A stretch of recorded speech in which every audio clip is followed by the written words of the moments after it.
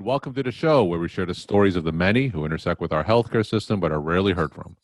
My name is Kevin Poe, founder and editor of Kevin MD. Today on the show, we have Tod Stillson. He is a family physician and he wrote the Kevin MD article, Doctors Beware, there's a $400,000 target on your back. Tod, welcome to the show. Hey, Kevin, it's great to be with you today and to talk a little more about the article that I wrote for you. So we'll get into the article in a little bit, but first off, can you share your story and journey to where you are today? Yeah, Kevin, I'm a rural family doctor in the Midwest. I live in Indiana. I'm kind of traditional country doc. I do a little bit of everything. I did an obstetrical fellowship that allows me to do surgical obstetrics. And so I live my best life, quite honestly, in the Midwest, taking care of families from babies all the way to folks in the nursing home. I have a family of 5, married, and just love the rural gig. Honestly, it's a good life that I have, and really, I think being a physician is one of the greatest vocations in the world. I love our little tribe of people called physicians. Now, some would say that rural physicians and especially family physicians who do it all like yourself, they're part of a dying breed. Tell me some of the challenges that you face practicing rural medicine every day. Yeah, we are a little bit of a dying breed. First of all, I would say recruitment and retention is a common thing among employed physicians, and that is trying to get young doctors to come live in rural areas and to practice medicine there in a comprehensive, kind of holistic, broad way. We've seen the migration over the last generation of physicians not doing inpatient care, not doing acute hospital care, really sort of navigating towards a more balanced life, if you will, where sometimes there's a greater distinction between your predictable life and your unpredictable life. And so when you live in a rural setting and you do it all, you have a lot of unpredictability to your life. And so I think that's the greatest challenge, just the lifestyle that people choose to join me or not join me with. Now, I've become adapted to it. I like it, and I've learned to live with it. However, I will say, Kevin, that I'm probably in a 10-year window of when I'm going to retire. And I do sort of look forward to some days that unpredictable life going away and having a little more predictability to my schedule. So, but yeah, that's really the unpredictability is probably the biggest challenge associated with living in a rural setting. Now, for those medical students and residents who may be listening to this podcast, give us a little flavor of a typical day and perhaps some of the cases that you may see that we may not be aware of in a rural setting. Yeah, first of all, I work in a primary care clinic and my day starts at 7:30, but in the clinic. Now, what I don't know is when my day is going to start at the hospital, because when you admit patients or have a team of people that you work with that you share a call with admit patients for you, you don't know what that day is going to start with. So I would say most days I round at about 6:30 in the morning, go through my hospital, which is about 3 minutes from my home. Again, living in a rural setting, that's kind of nice. My practice is about 2 minutes from my home. Again, very nice in a rural setting. So I have that tight circle that allows me to kind of do things a little more efficiently. So then I round in the hospital, go to see my patients in the clinic. I have about 5,000 patients in my patient panel. I, again, have a large practice in that rural setting. So I take care of it all. And during the day or during the night, I might deliver a baby. I would might do a surgical case, and then round in the evenings and come home and enjoy my family and enjoy time kind of unplugged a little bit as well. But being in a rural setting, quite honestly, everywhere you go, you're pretty much on because most people know you and know you as the doc in the community, and you kind of learn to live in that glass house, so to speak. So honestly, speaking of that, I live right on Main Street in the little community I live in. So most people know where I am, know where I live, and that's just kind of that rural vibe that comes with being in that setting. All right, let's transition into the Kevin MD article that you wrote. It's titled, Doctors Beware, there's a $400,000 target on your back. Now, for those who didn't get a chance to read that article, can you just walk my audience through it and share the story of why you decided to write it? Yeah, I think a lot of our doctors in the audience are hopefully aware by now that our current administration with Joe Biden have sort of decided that they're going to focus on those who make $400,000 or more as one of their opportunities to gain some more taxes. And For a lot of doctors, that fits you. And that kind of got me thinking about the different people who throughout the years have kind of poached their little part of my life away from me, one of which is the government, which kind of feels like they can dip in any time via taxes to take some control of my money or income. Another is corporations. I'm an employed doctor, and when you work as an employed doctor, you begin to understand that you lose a little bit of autonomy and control because now they control your medical practice and you're sort of a slave to the third parties that control medicine. You don't have the autonomy that you used to have back a generation ago as a doctor. I also begin to understand as well that patients sort of have been empowered a bit. First of all, that they get to review you and record those on a public setting about how they feel about you in today's social media channels, but also they have some control over you because of the legal aspects of malpractice. They really can dip into our income and in our salaries via that malpractice channel. And unfortunately, that's something that many of your listeners may have experienced as well. And then the last I would say is just the financial industry. The financial industry really sees us as being financially illiterate, which quite frankly, a lot of us are. And they kind of reach into our pockets unknowingly and take a little bit of our current and future income in the process. That could be the banker, that could be the investor, that could be a host of people in the financial industry. So really, as I've been in practice now for about 30 years, I realize that each one of those stakeholders sort of have their inroads into getting into my pocket. And I think there's some things that doctors can do to help keep that from happening. You mentioned that a lot of physicians can do better when it comes to financial literacy, and certainly that's my experience as well. I do have a lot of physicians who do talk about financial literacy on this podcast, on my blog. I try to get them up to speed with all the tax changes and just basic personal finance. Now, you mentioned a few ways in general, but what are some examples? What are some specific ways that these stakeholders are coming after salaries of physicians? So let me just start with sort of a simple case study in regards to the new tax code that's being proposed. If you were a physician that made $500,000 at this time, have a couple of children, and live in a doctor's house with a doctor's mortgage, and maybe are generous and contribute money to charities of your choice. This current tax change would amount to costing you about $23,000 more out of your pockets because the government has to fund their programs.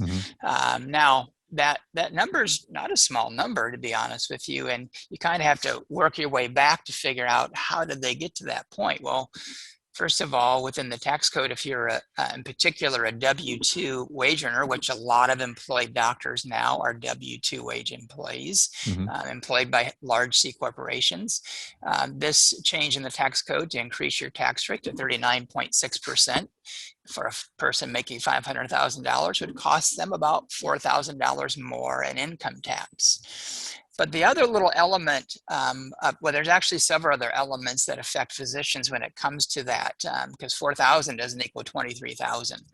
The other element is the Social Security wage taxes as well. Currently, you pay your Social Security at about a 12.5% rate, up to about $142,000 of your income.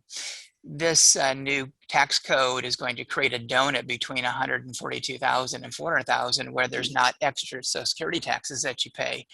But after $400,000, the switch is turned back on and you begin paying Social Security taxes again.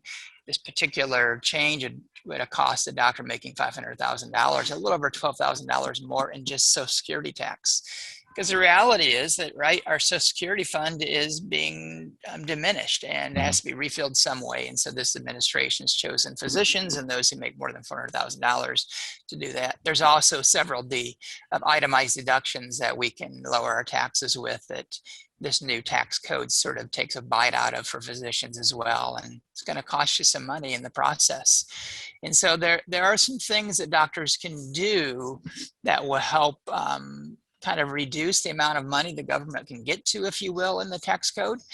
But as a W-2 employee, and I was a W-2 employee for a large C corporation for 10 to 15 years of my career. And it Mm-hmm. wasn't until I hit an almost burnout point working for that C corporation that I began to realize that there's a whole lot more that I have control over if I sit down and think about it. And through the help of some consultants and a team that I built around me, I was able to discover sort of a different path and channel.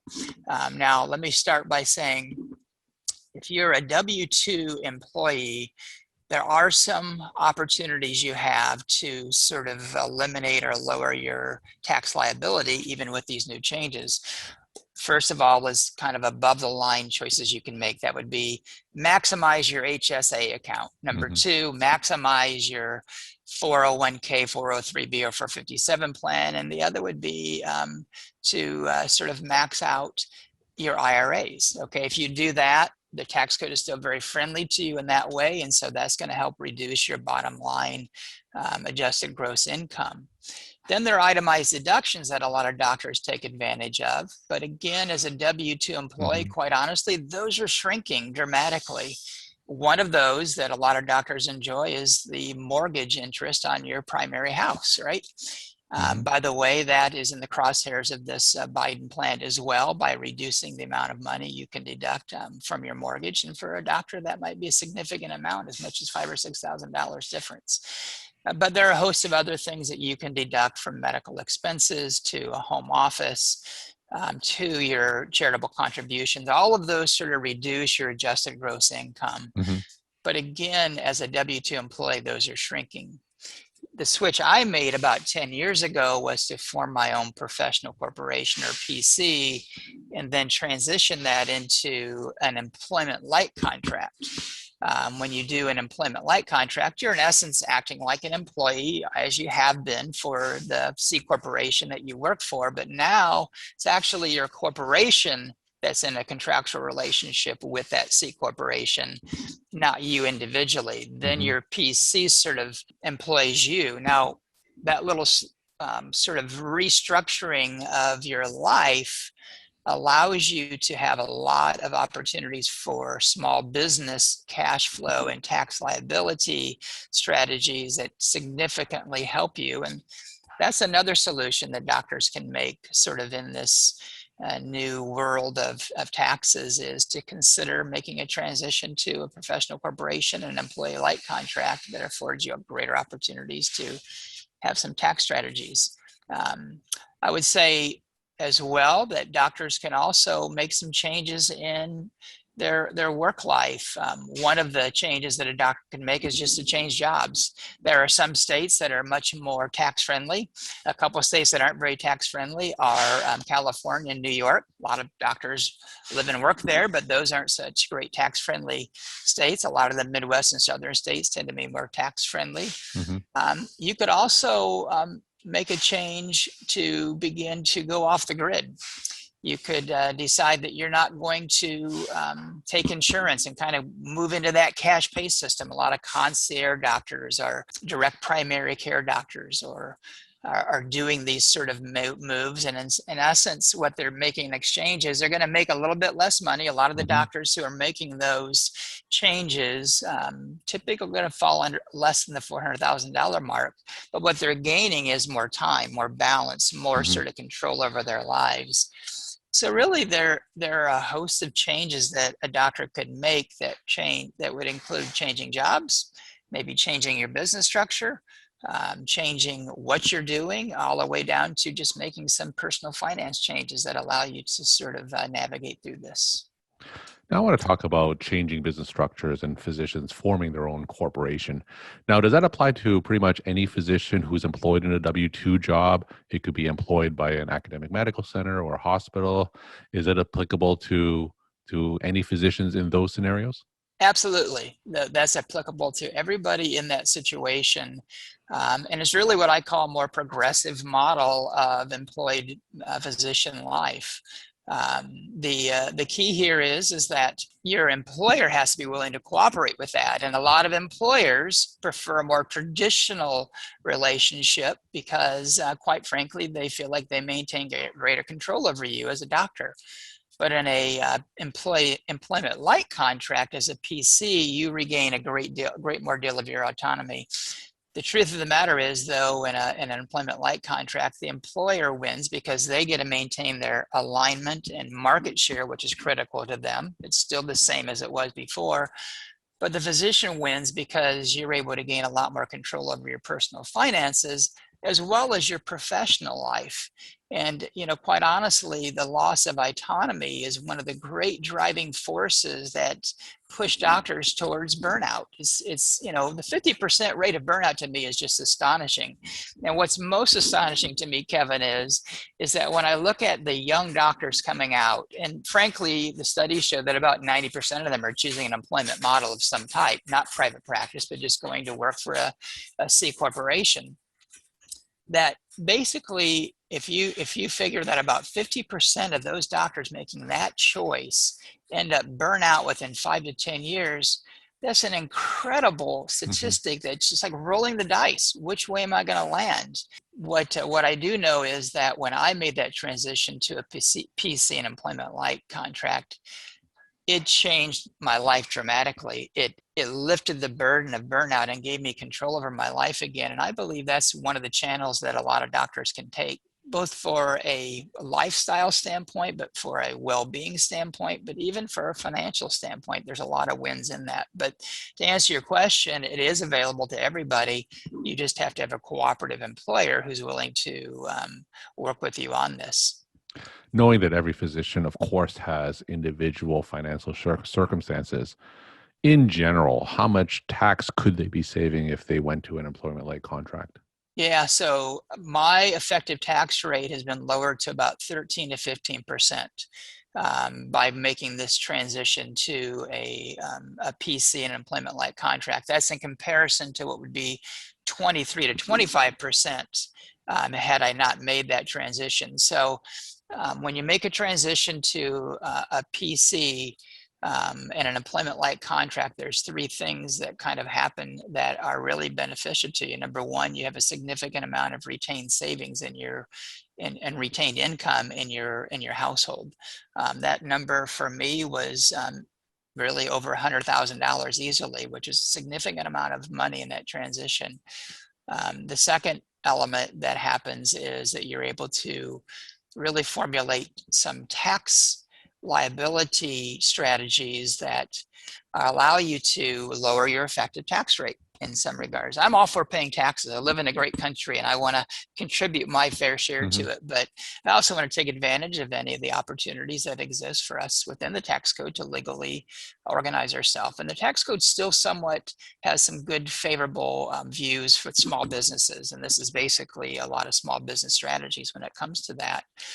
And then the third is that you're able to, regain autonomy. Again, that's such an important fact for doctors to live their best life, is when we feel like we regain control over our life, we're able to function and thrive and really be all that we were meant to be. Funny thing happens, I think, as we go through our training experience, each level sort of brings that sort of desire to live a more autonomous life. In other words, you're not having somebody micromanage you, not somebody looking over your shoulder, not kind of have to sort of answer to the person next in line above you. And what we realize is that when we are striving for that, we can't wait to get to becoming an attending physician, right? When you're becoming attending physician, you're like, finally, I'm not going to have to answer to everybody around me, and I'm going to be in control of my own life. Well, guess what? When you sign that W-2 employment agreement with that C corporation, that really isn't what happens. You have now kind of given yourself control of that corporation. And yes, you have some professional autonomy.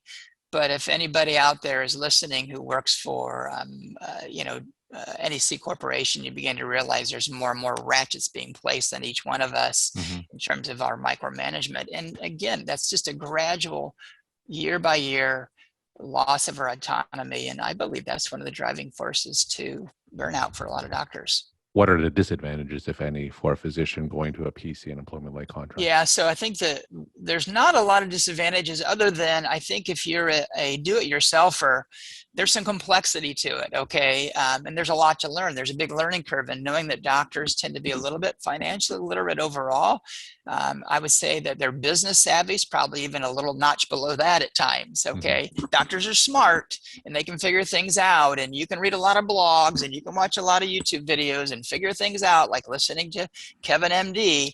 But at the end of the day, what doctors really are best taken advantage of is if they are willing to let others help them in the process.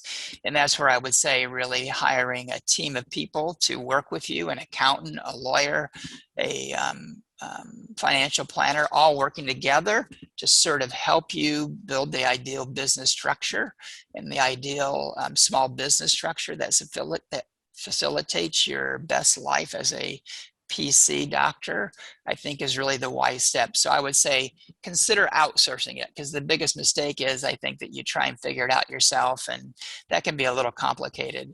And that's really the heart of one of the things that I've kind of done as a side gig, is sort of created a physician agency that helps doctors in that process, because I think it empowers doctors to live their best life.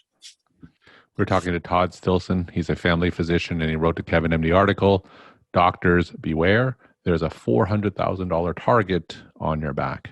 What would you say are some of your top financial tips to physicians that they may not be aware about? Yeah, so I would say, first of all, understand that when you sign up to be an employed physician in a traditional contract, that your employer and their legal department are not looking out for your best interest. As a doctor, the first step is for you to consider hiring an agency or a representative to help you look at how you are going to be best positioned in that contractual relationship with that employer. And I think if you can do that and are willing to invest in that, you're going to come out ahead and sort of build the right structure. I happen to believe, as we've mentioned before, that an employment light option is a more progressive model that allows you to really get greater control of your life, but still be aligned in an employment agreement. But first of all, ask for help from others, I would say, is one of the things that doctors really miss out on. They just think, well, I just sign up and my employer is going to be really do the right things for me.